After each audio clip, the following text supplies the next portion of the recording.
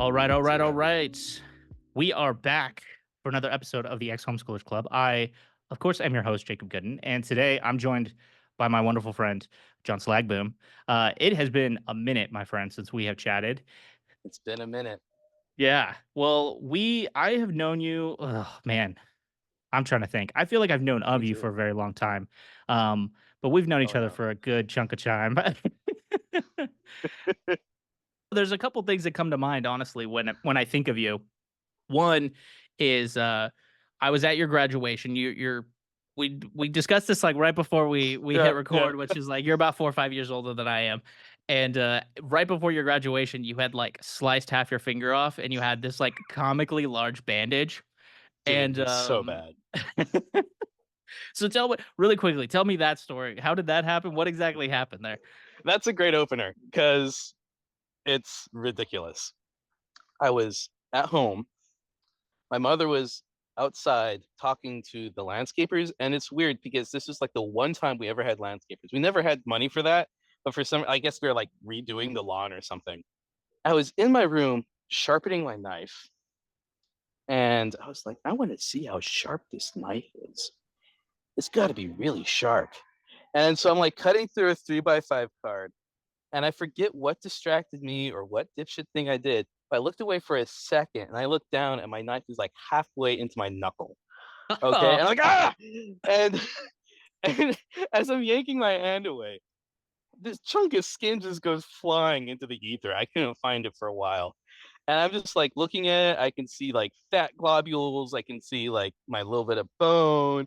And have you ever gotten like a really bad injury and it doesn't bleed for like that first, like, I don't know if it's a second or not a Yeah. second, like a really short amount of time, it's just not bleeding. And I was like, holy crap.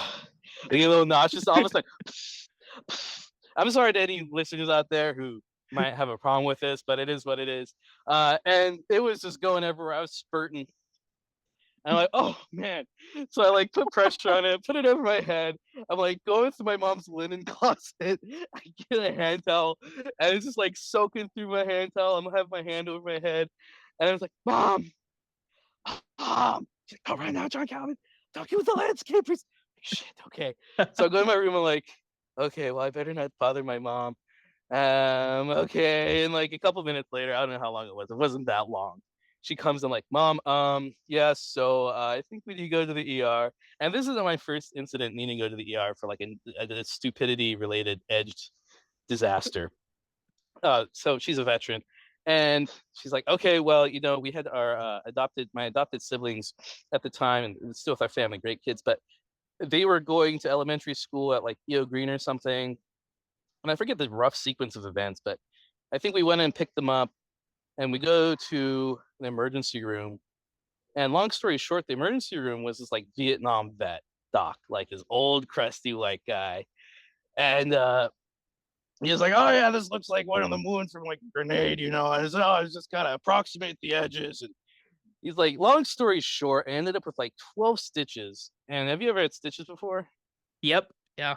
Okay, so like the cord that they use is like pretty thin but black.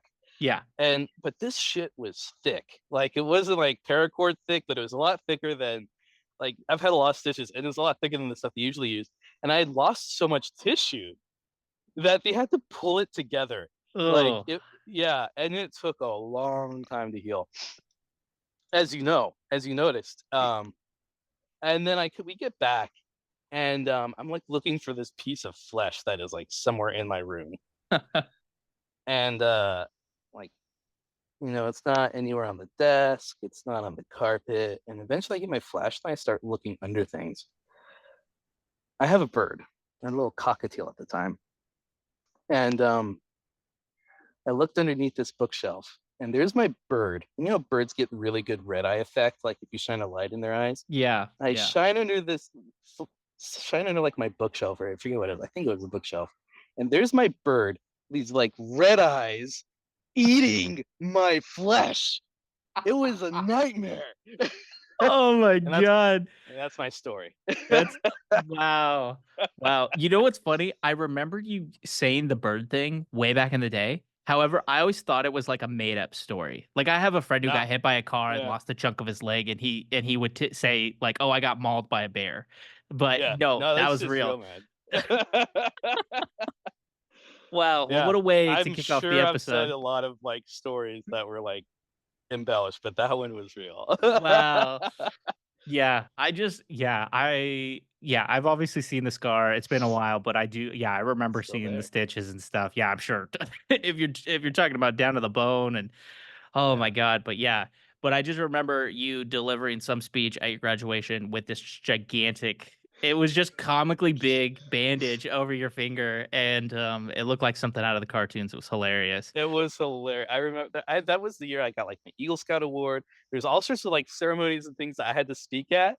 And it was literally always holding the mic and my fingers were always just like, hello, my name is John Slagboom, and I'm pleased to accept the Eagle Scout Award, or just something just dorky like that. So glad that happened. Oh man, that's so funny. Well, what a good way to kick off this episode because that's just that's the memory that I think always sticks with me of you. But Glad I could leave that impression. yes, yeah. But yeah, like we said, we've known each other for a good chunk of time. And but your homeschool journey, I don't know that much of because I feel like by Yeah. the time we started to get to know each other, you were kind of older, leaving Hmm. the homeschool world, and I was still very much in it. So give me quite the kind of quick rundown of Yeah. like were you always homeschooled, what Yep. years, all that kind of stuff. Yeah. Years. Okay. When it comes down to specific details, I am terrible with that stuff. So I will give you the kind of the narrative version. Um, but so I was born. No. We were always a homeschooled family. Grew up in the first part of my life, kind of moving around in the Southern California area. Parents and my family. So my older sister Deborah, myself, Lizzie hadn't been born yet. Elizabeth, she prefers that. I get to call her Lizzie, older brother privilege. So Lizzie hadn't been born yet, but we're living in Eagle Rock, or Burbank, Glendale area, and my parents were living with my grandparents, and that was really early parts of my life. Like I just remember like crawling around and eating a Lego at one point. Anyways, so we did that, and then eventually ended up in Oxnard, California. Denard, little 805. Homeschooled from the start. Um, and let's see, I think I'm abbreviating too much now. I think one of my earliest memories of the homeschooling experience was going to picture days. Yeah. Picture days in the park. That was good. Mrs. Yip's writing class at Oxnard Public Library. Early homeschooling for me. Unfortunately, my mom, and thank God that she's been cancer free for a very long time now. But she had really bad cancer, and I think this was more in junior high. To be honest with you, I think I blanked a lot of that part out just because it was a really difficult time. Yeah, no, understandable. Yeah, she was really bedridden, going through chemo and all that stuff, and then she was kind of close to kicking the bucket there. But I was video schooled a lot of it with through Pensacola Christian Academy. I think it's like the K through 12 of Pensacola Christian College. But we had video school, so that was like the early years of homeschool for me. Before co-op, before group solutions, before we really integrated with Achieve. When you say video school, are we talking like VHS and DVDs? Like, VHS baby. okay, Yeah, DVDs came later, but I had a little silver like VHS and TV in one player on my yeah, desk, and it would be like, wake up, plug in the tape, and watch other kids go to school. That sucked. dude. And Dude, it was rough. There was a lot of good memories. This is just the highlight. Like I think the rest of my homeschooling experience before and even after my mom really got out of the roughest of it with her cancer was pretty normal homeschool experience, like you've described in this podcast and your other guests have. But that was like the highlight or the low light of my homeschooling experience there because I was always been a really social guy, Yeah, and I just remember watching these kids like a sitcom almost and like being like, damn, I wish I was in that monitor with these kids. yeah, And then like watching, this is getting really dark really fast, but like the worst part of it was there is a window right here in my room, so I had my TV right here in my window, and I'd be watching kids outside going to school and back. Like, dang it. wow, this sucks. And then the other negative was, I know I'm gonna start with the negative guys, but I'm gonna bring out the positives later. Just kind of go down and then dip back Hey, up again. this show is all Um, about the good, the bad, and the ugly. Okay, oh yeah, so baby. we're going there Uh, today. yeah. So I think the negative, like academically, it was kind of a mixed bag. But I cheated a ton, dude, because my this is really bad. I mean, I feel like a piece of shit for this. But like, my mom was sick, and like, I'd score my own stuff and be like, well, we got the answer book right here. It's like, just I'm doing great in math. Yeah. But that was kind of a unique experience. I that only lasted a few years too, and there's other things going on in my life. So it wasn't just like, boy stuck in his room wishing he could socialize. There's pros too. So I was in Cub Scouts, Webelos, Sparkies. Um, was doing I think jujitsu came later, and my dad did a lot of paintballing with me, and then eventually I did airsoft with you and your bros. Yeah. So that was just like the very beginnings of my homeschooling memory. Though, like before that, I remember doing like multiplication tables and spelling with my mom on the kitchen table, which was wonderful. And that's how we figured out that my eyesight is just absolutely terrible because I was holding the spelling book up like backwards and upside down. Oh man. I guess you can only do upside down. My mom was like, "What the crap are you doing? Stop clowning around." And I just kept on doing it. I was like, "What the crap is going on over here?" That's when I first started getting my vision checked. I've been wearing contacts since I was like 8. Okay. So Wow. yeah, Dang, a lot there to unpack. a lot. Yeah. Yeah.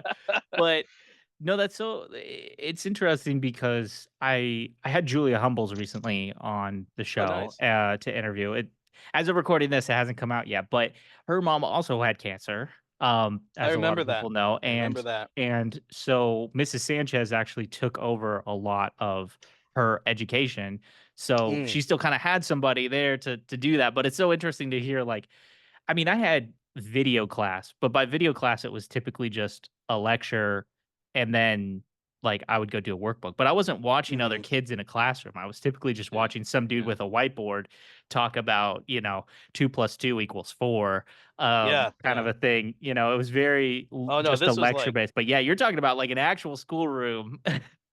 I tell you, kid you not, it was like a sitcom of a schoolroom because like Yep. you'd go up, we'd say the like line up and like say the Pledge of Allegiance, and we do crafts. I remember like at Thanksgiving, like pilgrims make the turkey kind of thing. Yeah, it was I had a crush on a girl on the TV from the from the video school. I don't even remember her name, but it was watching a sitcom. It's Yeah. kind of cool in that regard. But to your point, it's like it's kinda hard to like get a good education sometimes from that, especially when like mom is sick and then you're having to grade your own work. It's really Yeah, easy to just kind of and be you're like, lazy. yeah, yeah, we've all been there. We've all had that moment. Oh But yeah, like, oh yeah, yeah. it's super easy to just kind of be like, oh yeah, I got an A in math, like I definitely got the answer to this one. Fast forward. All right, done. Didn't even think about that. Yeah, I watched the video, mom. Like, it's not a big deal. I know what I'm talking about. Is this happening pre-achieve and group solutions or like kind of in the I midst of that? definitely pre-group solutions. I think Okay. pre-group solutions came later for us. Okay. Um, I think it was during achieve, but we were limited in our participation. Right. And getting ready for this episode, I was actually there's a bit of a tangent, but and getting ready for this episode, I was kind of reminiscing with Elizabeth, my like younger sister. I was like, it seems like there's a couple distinct groups of homeschoolers, and they're all kind of had different focus areas or kind of different themes. So you had the Oxnard homeschoolers, and there wasn't very many of us. I don't really remember a lot. I think the Powers, Stovers, a couple others maybe more than I know, or more than I remember. But then there's the Ojai homeschoolers, and those are like the Thespians. Those are like the I just remember going to a lot of really cool plays over there at the Mitchells and doing airsoft in the riverbeds, and that was like the coolest part of homeschooling for me. Was like anything that had to do in Ojai was just like a magical place. And then there is the Ventura homeschoolers, which was I think the coolest, most like kind of like well-rounded homeschoolers. They had like the Ventura vibes. They're all like closer together and well connected to each other, and like always doing stuff with each other. And then there's kind of Camarillo homeschoolers, which were a little bit more Casa. Kind of got the Casa group going on over there, and a little bit like the Ojai homeschoolers, but not quite. Um, kind of bigger families sometimes.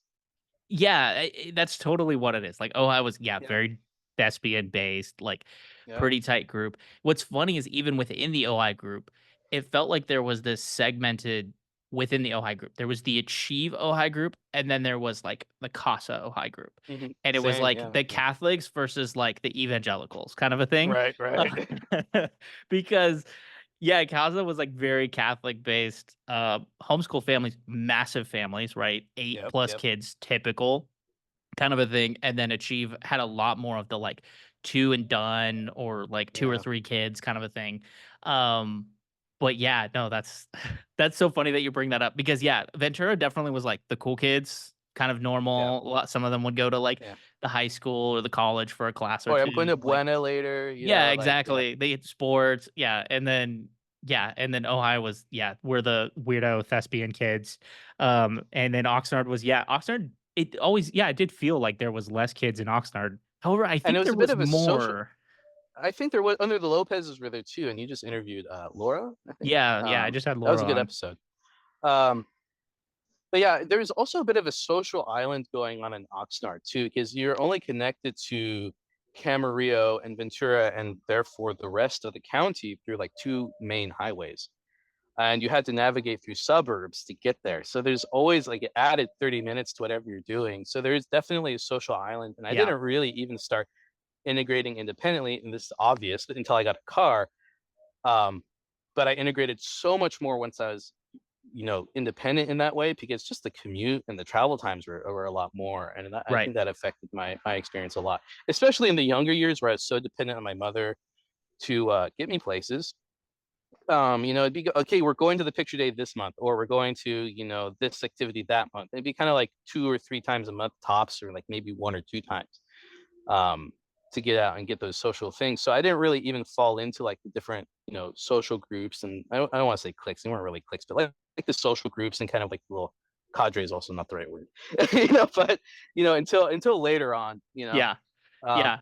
but No, and again, I had that's I had other things going on too, so it just wasn't with the homeschooling community. yeah. No, and that's been interesting to hear from people too because like I feel like early on in homeschool years for me, I feel like I did integrate more with like Ojai kids in sports, like, I played soccer, I did stuff for the rec center, that kinda thing. So, like, I had Mhm, friends that mhm. were, like, public school kids also, uh, and then by the time I was graduating, basically the majority of my friends were homeschool kids, and it was all homeschool activities, the Mhm. dances and, I Yeah, mean, airsoft was my sport, so it was that's all fun. homeschool kids for the most part, like, playing and things like that. So and then, to your point of, like, once you turn 16, you get a car, you got your license, so much easier to kinda, like, go be in the other friend groups, right? I had my Ventura Yeah, people, had my Ojai people, I had the Oxnard people who I saw, once a month or whatever, and yeah, it was, like, an interesting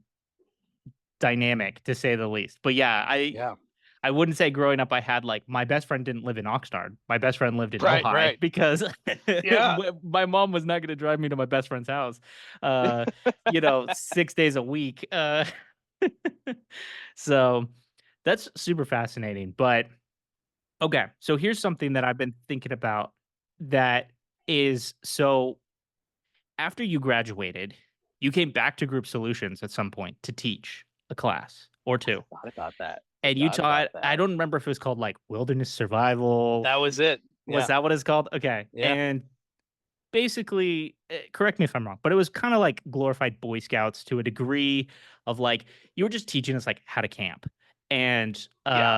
and just, like, the man stuff. Shelters, Yeah, fires, first aid, yeah, knots. Yeah, it was basically like pick and choose your adventure from, stuff I learned and really appreciated it that from Boy Scouts that you know, I learned from Boy Scouts that I thought were, really useful in that like every kid should know how to do like here's how to pitch a tent, here's how to make a fire, right. here's how to make a fire in the rain, here's how to make a shelter, here's how to I think we did a little bit of literature. I had them read Lord of the Flies, which is like, why? I don't Yep. remember.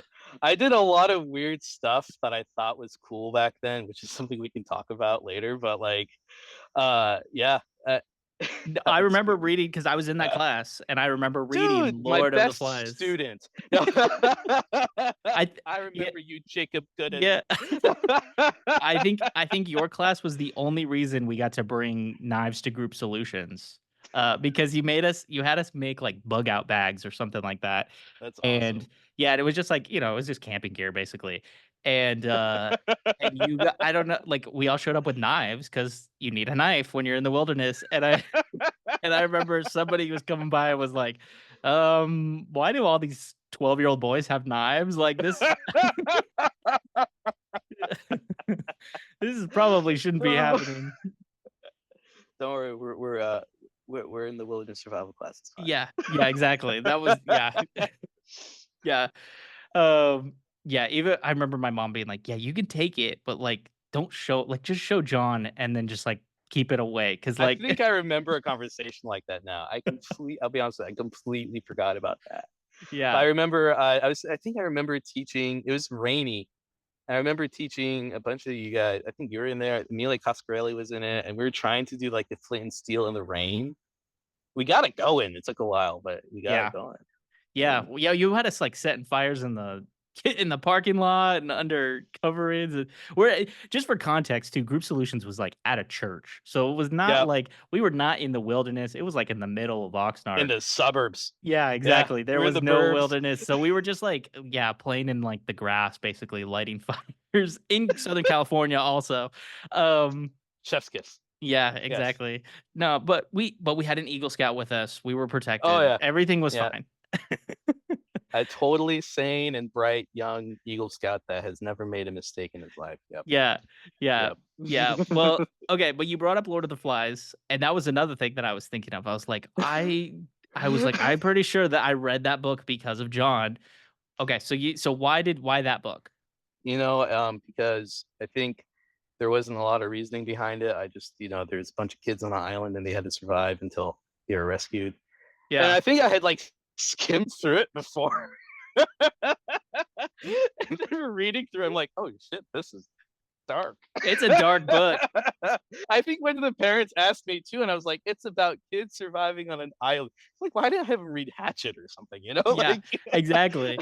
Exactly. I was gonna bring that up. I was like, Hatchet is such a great book for that because it's yeah, but Lord of the Flies, they turn on each other, they're murdering each look, bro, I other. was Like winging it, it's okay? yeah.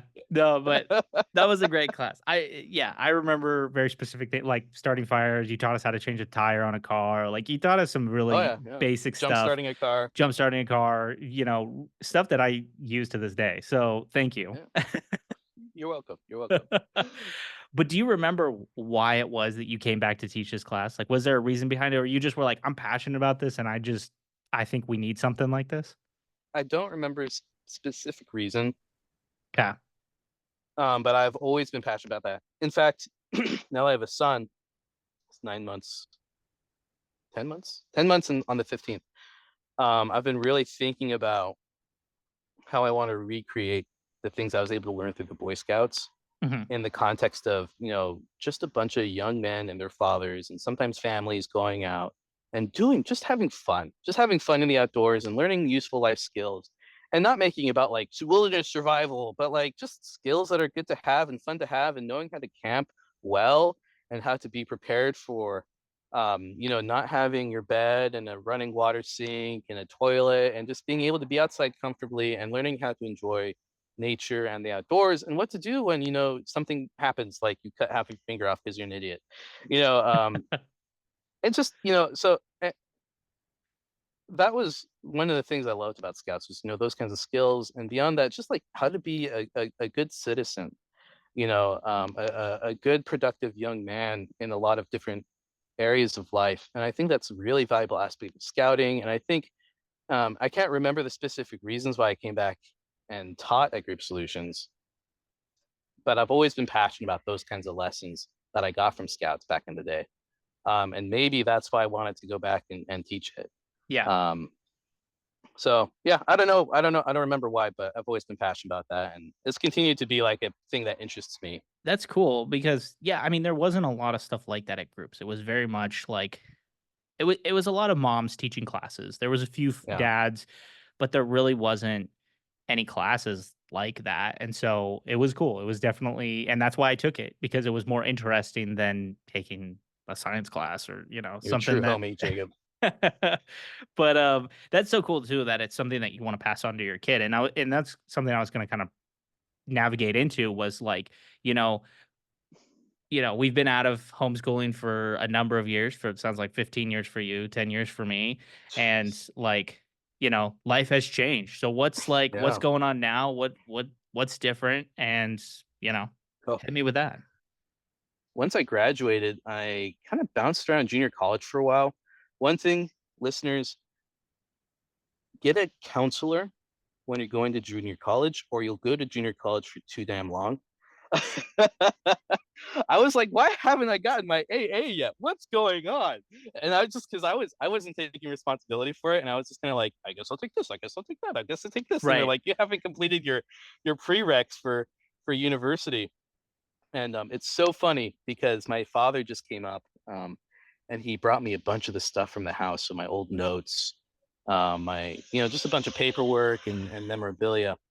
And I was going through it, and yeah, I had taken so many classes at junior college just because I didn't really have a direction. I didn't really know what I was doing or where I was going, and that was fine. I learned a lot while I was there and had fun. But after that, I went to junior college, and then I started like applying out to different universities. I got accepted to Azusa Pacific, which I completely forgot about until I found the acceptance letter. But I ended up going to CSUCI, and that was a wild time, man. Uh, yeah, that was really really crazy. Uh, grew up a lot there. Did a lot of things I shouldn't have done there. Just something I also want to touch on and talk about. Um, but at a high level, graduated from co-op, went to junior college, went to CSU Channel Islands, um, met my wife in 2015. I think, a sophomore or a senior. I think it was a sophomore at CSUCI. Um, Met my wife long distance. She was the maid of honor. I was the best man. She's up here in Idaho, and kind of had a long distance relationship for a while. Um, and then from 2015 through 2017, working at a startup over in Pacific Palisades, so kind of near Santa Monica. Moved up from Santa Monica to Spokane, Washington, and St. Patrick's Day of 2017. Lived up there until last November, no, last October 2023. My wife and I got married in 2018. I had my son in November of 2023, and now we're here. Nice. So I've been through so many different things, as we all have in that time. I've been through so many changes in that time as well. Not so much physically, I've just gotten fatter. But Same. spiritually, philosophically, politically. Oh, we're Yeah. doing well, man. We're fat and happy. Yeah. Um, just so many changes, man. And it's been so interesting because, when I left the Ventura County area, I lost contact with a lot of people. Like the only person I've really kept in close contact with is Caleb B. Great guy, great friend. Um, I still follow, or people follow me from those days, though I don't really interact with them. But it's just been really wild seeing the changes that everybody's gone through this past 15 years for me, it sounds like. But yeah, so now I'm here, I have a kid living in the panhandle of Idaho. No, I'm not a white supremacist. For some reason, that's a meme that's going around. I'm Mexican in the panhandle of Idaho, and I haven't received any racism. So that's just a meme. But don't come up here anyways if you're from California. It sucks. It's terrible. I wouldn't recommend it. Um, Keeping the gold for um, yourself, I see. what are you talking about? I don't know what you're talking about. But yeah, that's the really high level view, and Yeah. there's so much to hit on and talk about. But Yeah. What are you doing I mean, you career-wise can kind right of now? select the highlights. I'm an energy engineer. Okay. So I'm an energy engineer. I've been in the energy industry for shoot 10, 11 years now. I started in 2013 at CC Channel Islands as a student assistant. And I kind of worked my way up. That's actually why I moved up to Spokane, is because when I met London, I was like, this beautiful woman lives very far away from me. So it was advantageous that at the time I had a job at a startup that was my responsibilities were looking at what other companies in the industry were doing and if we could, you know, do anything better. So I found a really large company called NG, um, based up in Spokane, and I got a like 90-day temp to hire and threw everything in the back of my little subcompact hatchback econo box and found a roommate with a 6-month lease and kind of moved up there and made it work. It's cool to see where the homeschool people have landed because some people fast start, some people slower start. I mean, I graduated 2014 from high school. Within a couple Yeah, months, very, very, yeah, moved to yeah, Illinois fast track for boy. college. Yeah, 3 years in college, graduated. I had more you talked about getting a counselor, and that was something my parents Yeah. did for me that helped significantly. I knew that for Oh yeah. my personality, I was like, if I go to a community college, I'm gonna get stuck and kind of Hmm. just I was just gonna spin my wheels and not get anywhere, and I was like, "I I gotta very go nearly got somewhere." stuck. Yeah. And I think that was a thing that was common among a lot of the homeschool kids, and I think it had to do with this is not to blame the parents, but I think a lot of parents, their end goal was just get my kid graduated, Oh, and 100%.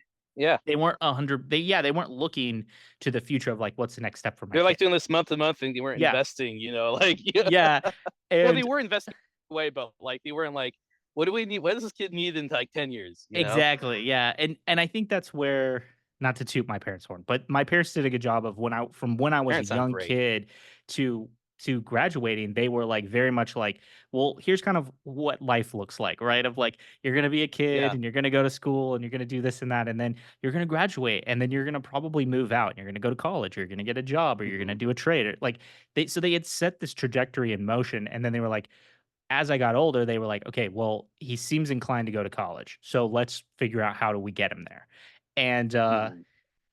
and so part of the reason I think homeschool parents get stuck on the, like, "We just gotta get get 'em through high school," is because there was a lot of homeschool parents who didn't go to college.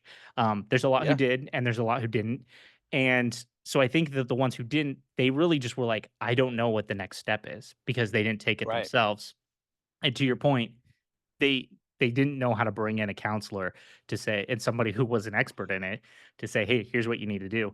And that helped me so much because, like, applied to 6 schools, got into, like, all 6 of them, and this is making me sound like a genius. I'm a very average person when it comes to intelligence. You're less retarded than me, Jacob. Ye You did very good. You know, I'm really but proud of what I did to advance your career through my wilderness y survival yeah, classes. It clearly has paid off. that was the one thing that set me apart in all of my college applications. I was like, "I understand how to start a fire with flint and steel." Yeah. Yep. It just you got scholarships to Yep. all the prestigious places. Yeah. I've read Lord of the Flies. That's all I need. We're good.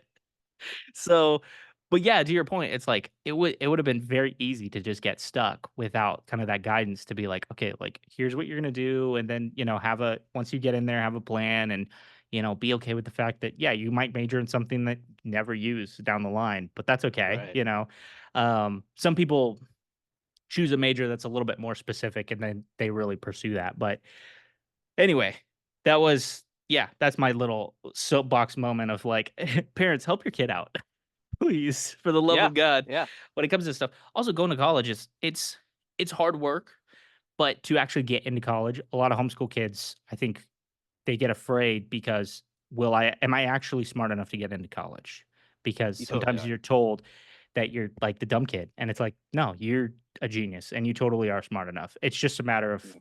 getting the paperwork in order, really, Yeah. is all it is. Anyone can get into college. Oh, yeah, absolutely. They want your money, guys. They want your money. Yeah. Um, Dude, they want your money so bad, they'll give you loans that you can never get out of unless you die. yeah, yeah. Yep, there's that, and then guess what? They will come to you and they will say, "You're an alumni. We're gonna beg you for more money to support other Dude, students." I don't understand why people I guess I could. So I work at a large university now, I'm not gonna name it, but I kind of understand now why people do that. I don't understand personally, but like I work at a large university now that has its own football teams, it has its own sports programs, and like there's so much college spirit and like where are these people? Yeah. So I Yeah. get like if you went to that college for 4 years and did like the what everybody expects to be the university experience, I could see why you'd have a dedication to your alma mater. otter, whatever. I don't even know how to speak, Jake. That's how bad my education went. No, but I just have never understood from my own perspective. Like, you ain't getting any more of my money, yo. I'm Yeah. paying interest on what you guys gave me already. Yeah. I really think it has more to do with sometimes it's a legacy thing. Um, Yeah, I you can see that. know, and then other times I think, for those people, I went to a college where it was a smaller Christian college, but there were some big guys who had gone there. One of the CEOs of like Pedigree Dog Food had gone there, Mhm. you know, Well, that's good and stuff. he I love wanted that his stuff. name Yeah. like on buildings. And that was like his deal. Like it was Yeah. like it had less to do. You could tape it up and put it in a pretty box that was like it's benefiting the students, but ultimately it was I want my name on a plaque. Now, look, if I could have my name on a building, I would love to do that because everybody like, can you go to the Slag Boo building? No, the Slag Boom Boo, the what building? Just to screw with people. But I don't Yeah. have building money, It's not like Yeah. Hey, someday, probably you not how never it know. works. You never know. Well, it's so cool too that like you brought up wanting to teach your son about like the wilderness and be involved in like just like giving him that experience that you had of a kid Yeah, of like going on adventures out in the wilderness. So I ask this of most people is just like, E are you thinking of homeschooling your kid, public schooling? You obviously wanna be involved in his education to some yeah, degree, but, like, have you given it any thought? I mean, it's been 10 months, so, we gotta be thinking about these things today, you know? dude, yeah, I got his whole life planned out. He's gonna have to do all of it, I got it all planned out. Got him on rails. No, that's a good question. So I definitely don't want to put him through public school. When I was a kid, I really wanted to go to public school. Mhm. And we even tried testing into public school, and I aced the test. And like, but you're gonna have to start back as a freshman again. And at that point, I was already a sophomore in high school. I was like, yeah, no, I'm not doing that. And I'm honestly looking back in retrospect, I'm so glad I didn't go to public school. So glad. Know a lot of good kids that grew up and went to public school, but I'm just glad I didn't. Um, I don't see sending my son to public school. And when I say I kind of mean we, my wife and I. Um, Private school, it depends. Like that shit's expensive, man. Yeah. And there's a lot of good private schools around where we live right now, but it also depends. I honestly think that my wife and I we could put a pretty robust homeschooling curriculum together for him, and obviously it wouldn't be all on our own. Um, but I'm pretty proud of the things that we both know. I feel confident in the ability to at least for the first few years, get him on the right track. You maybe even get him accelerated past what would be kind of normal for a public school. Actually, I'm pretty confident I could do that. But um, yeah, I think I would be down to homeschool him. I have no worries about his social life up here. So the neighborhood or the town we live in is really small. It has two universities close to it though, so it's kind of like small big. Yeah. Um, and the neighborhood we live in is like a Pixar neighborhood from the 90s still. And we all of our friends are within walking distance. There's a ton of young families just like us that have, they're starting their families or they may even have like 3, 4, 5 kids now, and they're all within a couple years of Theodore's age range. They're all within bicycle distance. So I'm not even worried about the social aspects. They're all great, upstanding families. Yeah, I mean, I could totally see homeschooling him at least for the first couple of years, junior high maybe, and then maybe just like doing junior college stuff at high school. Like it's not looking back in retrospect, and I know it's different when you're looking forward at it as a kid. Like it's just not that bad. I think that's something that I tell myself constantly as I'm like, it always, what's the phrase I usually say? It's all gonna be okay. Like, that Yeah, was, like even back in the day, it was like when when stuff sucked, when school was hard, when I was like, I wish my mom just put me in regular high school or whatever." It was like, "It's all gonna be okay." And yeah, looking back on it, it's a lot easier to say, like, "No, like, legitimately, it's all gonna be okay." yeah, And, to your point, I think you have you don't have to have a full decision today. I just yeah, yeah. but to hear that it's like, yeah, you wanna be involved and, you know, and I would say give your yes. I kid would put my kid through homeschool. It's yeah, kind of just context dependent on what happens. when I get Absolutely. closer to that point. But I Yeah. would definitely do that. I think too what's interesting is like there's so much more flexibility with like homeschooling and even like Yeah. even some of the alternatives of like you can still do a public or private school education that's got Yeah. some flexibility to it, you know. And so I think it's just one of those things where it there's so many options now. I don't know. Like when we were kids, I feel like the option was like homeschool, private school, public school. And that's not 100% true. I knew there was other options than that, but like it really felt like those are the three options. And now it just feels like there's 100 different options of things you can do.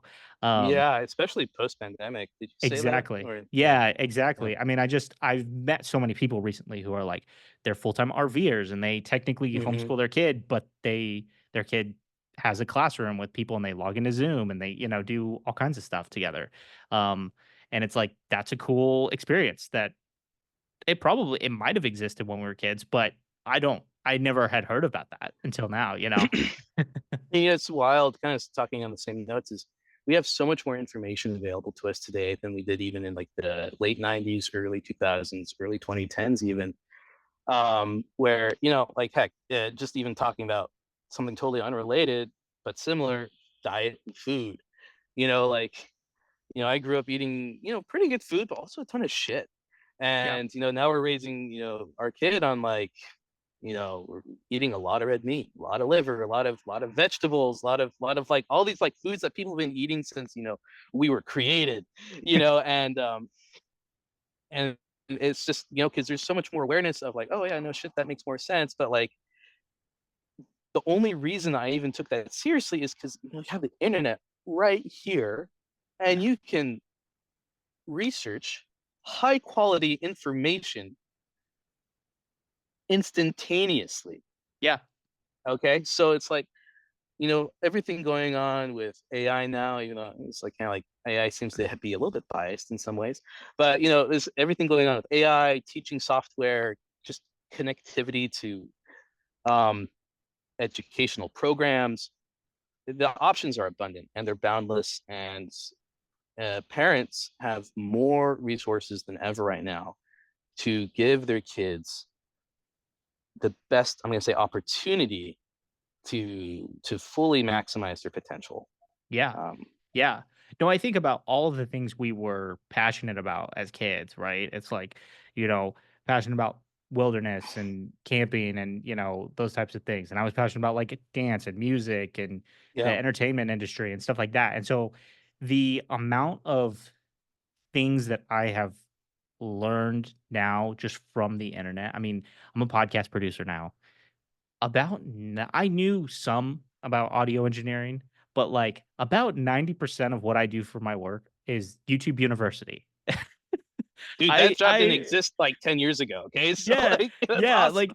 but it's like one of those things where it's like, I just went on YouTube, I just got on Reddit, I just, like you're Yeah, saying, I was just accessing information on the internet that didn't exist 10, 15 years ago, that just it's not even that it's information that didn't exist, but it wasn't readily available 10, 15 totally. years ago. And so, Yeah. here we are living in the digital age. Um, I was gonna ask you, so are there any in I we've been kind of prepping for this interview for a couple weeks now, but like, Oh yeah. have there been any memories as you've been thinking that have just like stood out as like just a favorite memory, a cringe moment, just like a significant thing that happened that you're just like, I gotta share this? I think one of my favorite memories, maybe it's because I saw a photo of this recently, but I think it's actually deeper rooted than that. Is I remember going to the little harbor that was in Oxnard that they kind of dug out and built when we were going to Group Solutions. Yeah, I forgot the name of it, but there's like a Starbucks there. There's a Yolanda's at one point, and the smoothie place, and yeah, you could yeah. It's walk like a around, and little, there'd be like boats for all the rich people with all the rich houses. yeah, Um, Anyways, I remember going there after Group Solutions with a bunch of like our clique, my clique, basically, or the clique I was a part of. It wasn't mine. I was kind of the loser of the bunch, maybe, but it was just me, Caleb, Laura Mueller, Emilia Gutierrez, a bunch of other people too. But it was like the core four, in my opinion.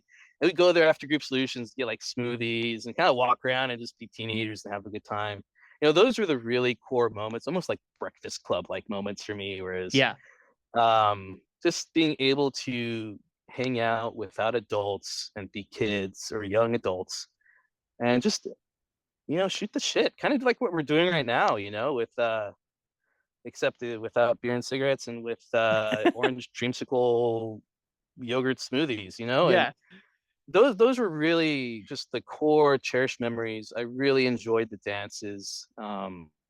The skating plus, I sucked so hard at skating. It was like a ritual humiliation Yeah. um going to it, but like the payoffs in terms of socialization were more than worth it.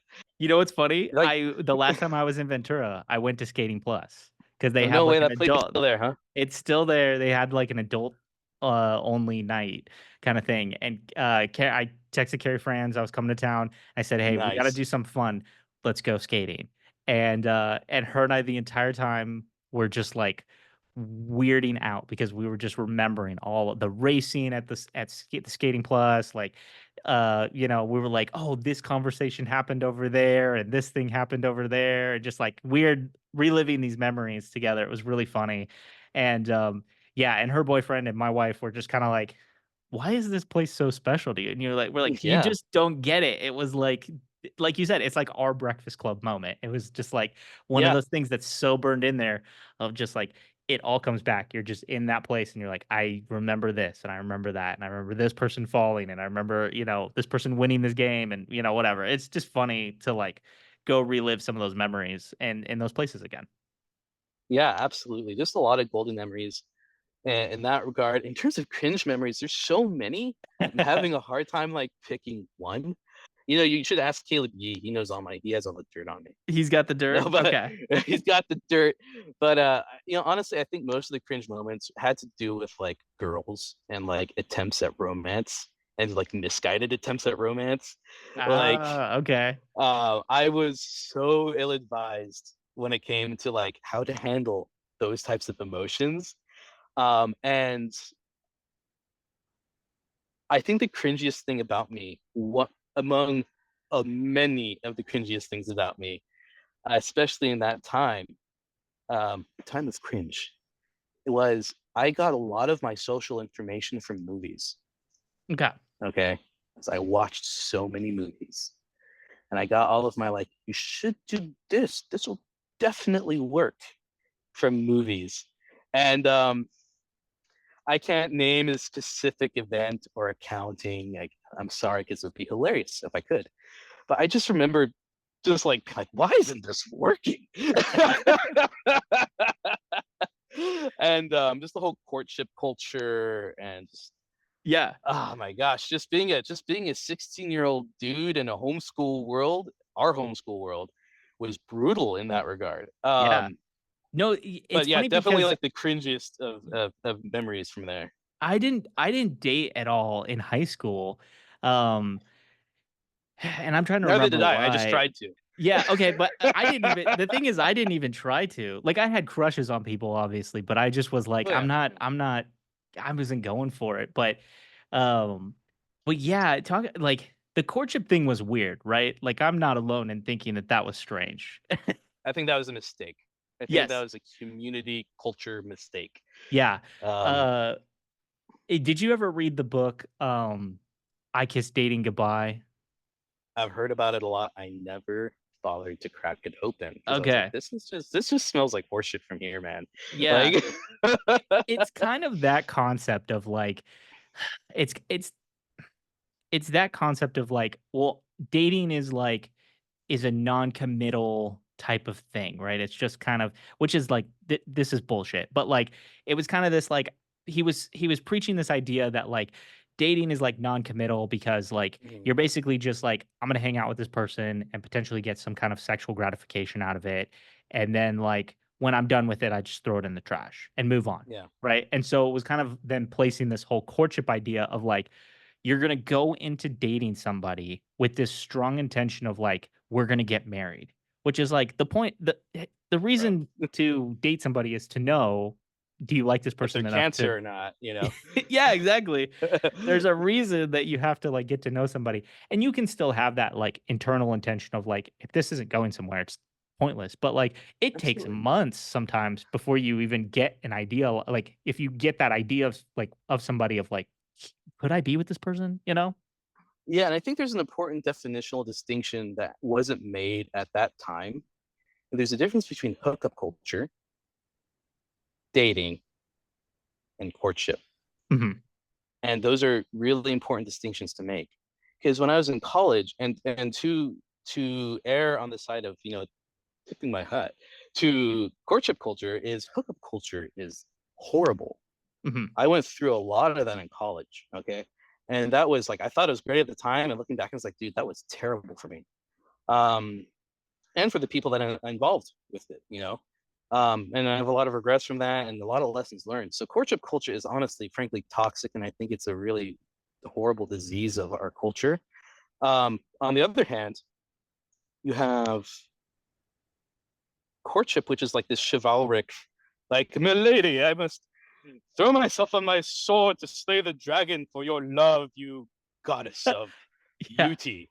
And it's like, bro, you're Yeah. 17. Yeah. And Exactly. it's like healthy dating is probably the way to do it. Courtship, definitely not. Hookup culture, you're gonna regret it. It's not good for anyone. And it's called finding the balance, man. It's called finding this, you know, maybe not balance between hookup culture and dating because there's no balance there, but just, you know, investing yourself genuinely in someone to find out who they are, who you are to them, and if that's a good thing. And if it is, that's great. Get Yeah. married, have kids. You'll have more joy than you've ever had in your life. If it's not, get the heck out of there with grace if you can, you know, gently if you can. But if that person's not the right one for you, don't try to make it work because you're just going to be paying the piper later, bro. Yeah. No, I totally agree with you. It's such a weird it's such a weird concept that like I think one of the reasons I didn't date in high school partly had to do with the courtship thing because I was just like I kind of knew I don't want somebody's parent tagging along. I don't want to go on a date with somebody and their sibling be there as a chaperone. Like I'm an adult. I'm mature, you know? Like I'm Yeah, mature enough to I, I say I'm mature. A 16, 17-year-old kid is not you're pretty mature. mature, But man. Yeah, but now, like yeah, but like, you know, I was like, it's not about for me, it was like, it's not about funny business. It's like, we're just going to hang out kind of a thing. And so yeah, when I got to yeah. college, it was interesting because as I started to pursue girls, there was those few who started to have like one of the girls I was interested in, she had this rule where she's like, well, if we date, you have to call my dad and get his permission. And I was like, nope, no, we're not going to date then. And Hmm. like, because I was just like, if you're an adult, you get to make your own decisions, you Yeah, know? yeah, And if you're not comfortable doing that and you rely on your dad to do that for you, it was like a red flag, right? And to your yeah, point of like that's the healthy balance between hookup culture and kind of then the courting and finding that middle ground of dating where it was just like that for me was a no. So I was just like, yeah, we're not doing that.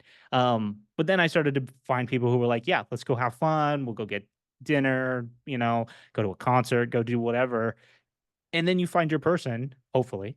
Yeah, once you yeah. find your person, it's like, yeah, There's a you lot of lovely invest people out there, man. yeah, but you invest your time and your energy in this person, and you go, "Yeah, this is the person I wanna be with." And, Yeah. there's a lot more to it than that, but Funny story. Now you mentioned that. So my wife and I were dating in college, or talking to each other, really. And I wanted to start dating her. And the funny thing is, so preface, I was a hedonist in college. So I left homeschool culture and I went insane, which is something I want to talk about if we have time later, because I yeah. see that pattern in a lot of people, specifically in achieve kind of circles that kind of like seemingly went off the deep end or just like totally didn't end up the way that we were thought we were gonna, like our parents thought we were gonna end up, which is fine, free will and all that. But it was just interesting the pattern that I've been seeing. Um, but I did it too. I went off the deep end so deep, you know, sex, drugs, rock and roll. I was terrible at rock and roll. I was severely uncool up to this day, but I did it, you know, and anyway, so my wife and I are, uh, at the time we were dating, she was like, I really like you. In fact, we love each other, but I can't be with you. You have no foundation, dude. Like you're a punk.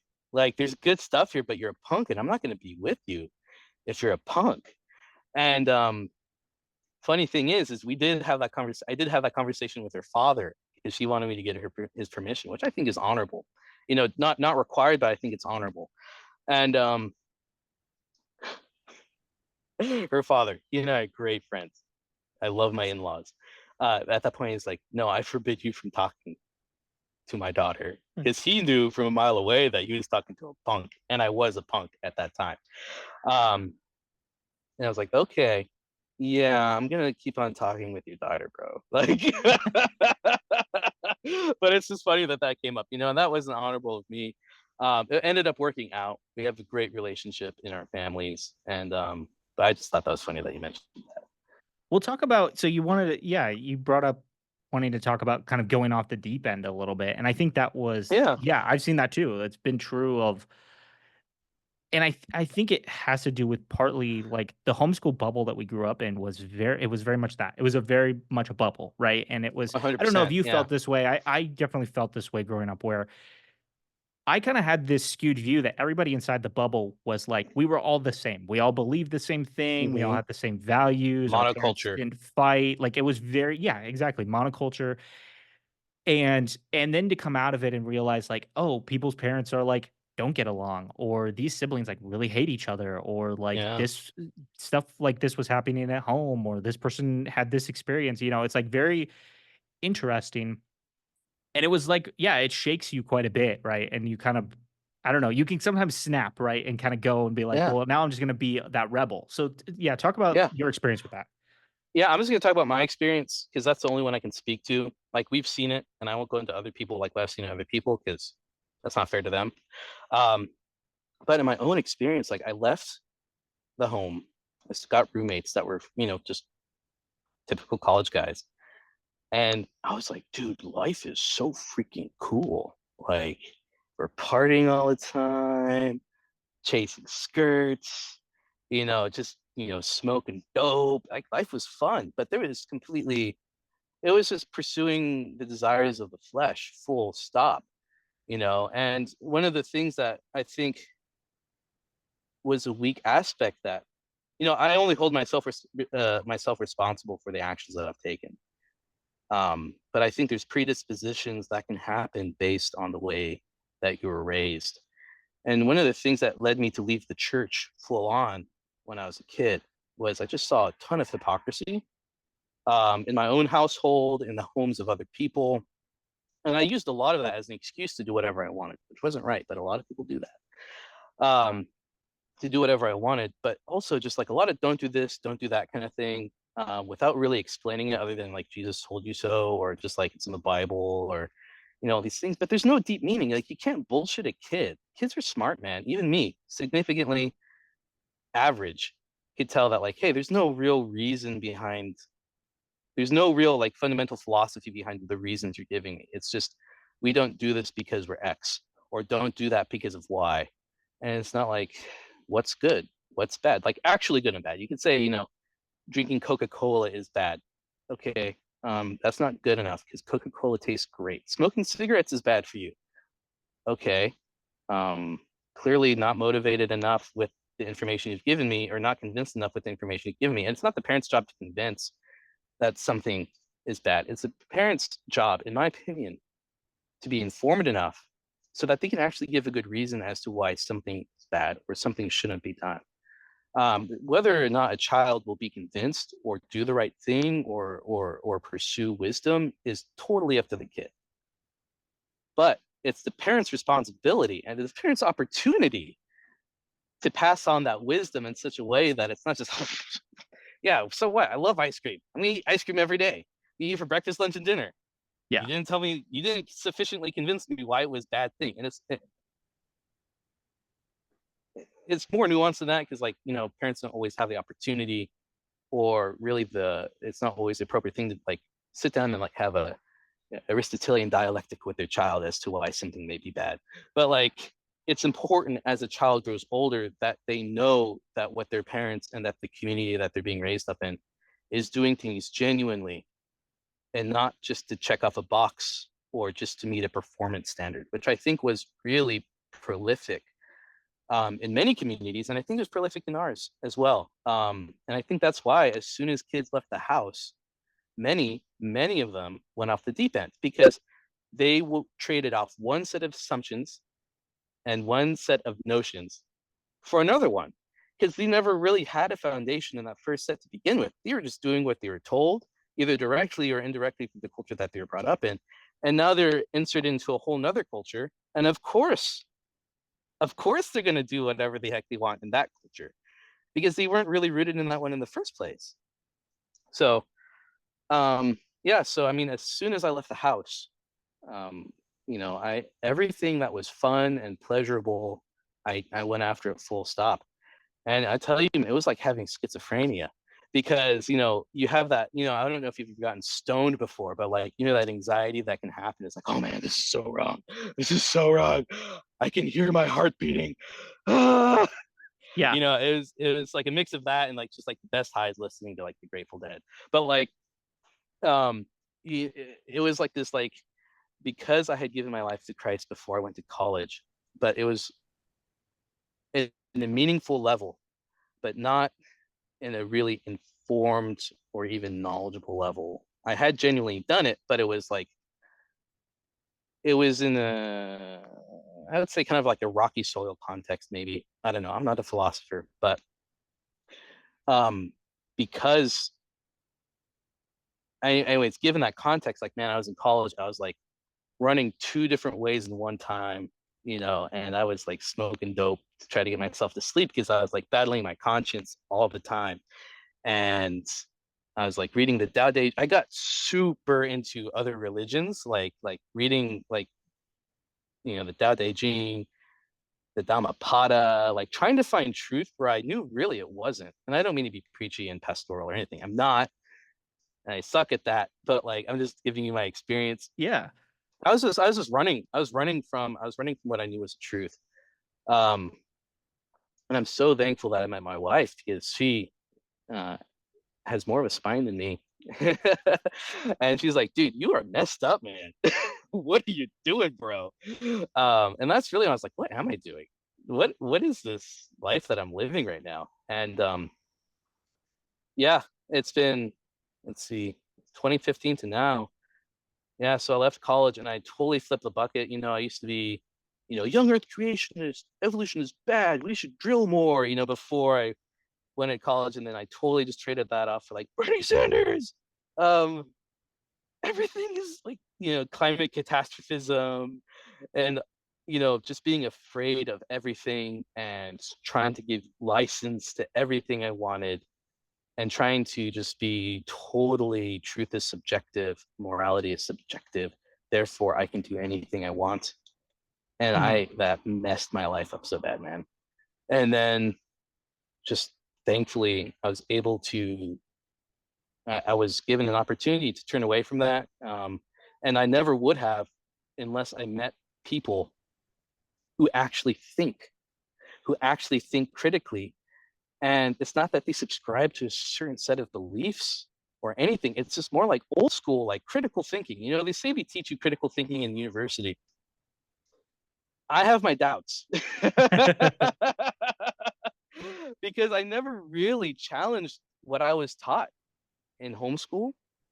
And then when I went to university, I never really challenged what I was taught until I left it. And I actually started being challenged on the assumptions that I had just been freely given. Well, not freely, it was, had to take out student loans to get them in university. And yeah, it's been a wild ride. It's been good. I think I've grown a lot. And yeah, I would just say, I know I totally took a long tangent there, man. I'm sorry, but No, that's good. You were going. um, You were yeah, in it. I You hit the yeah, flow and you were like, I gotta ride it. No, and I yeah, think what you're saying is very no, it's very important because one of the things like college shook me too with that concept of like I felt like I had a religion class one of my first semesters of college He comes in the class, he's sitting us down, he's asking us questions, the very boilerplate Christian questions of like, do you believe in 7-day creationism? Do you believe that Mm, Noah's Ark it was a reality, right? Or is it a yeah. parable? These types of questions, right?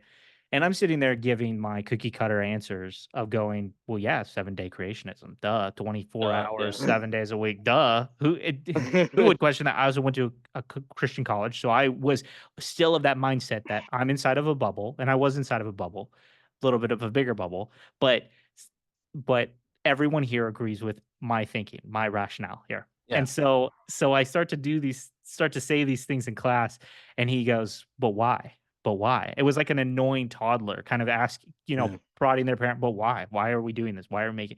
And I couldn't answer it.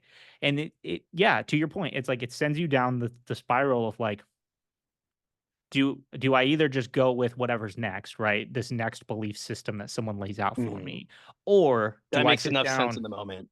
Right.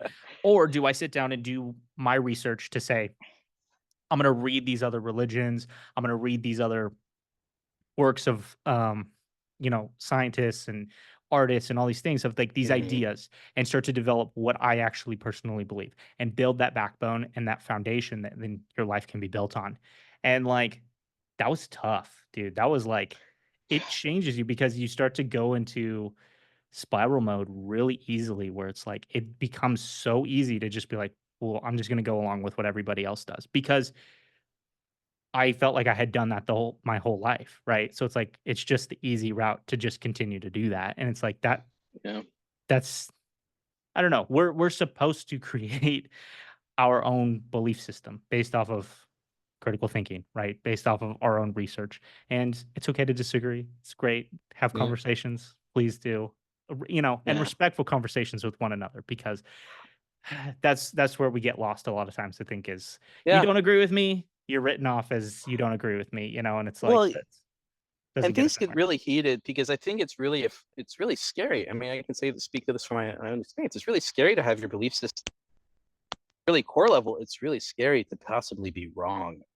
Yeah. And not even realizing that in the moment, but like at a really deep level, you do realize, oh man, I don't know the answer to that question. Shit. But Yeah. you don't have time to do that in a conversation. So barring a really good conversation with people who have open minds and are willing to concede that they don't know something, things can get really heated really quickly. I mean, we see that in the United States of America 2024.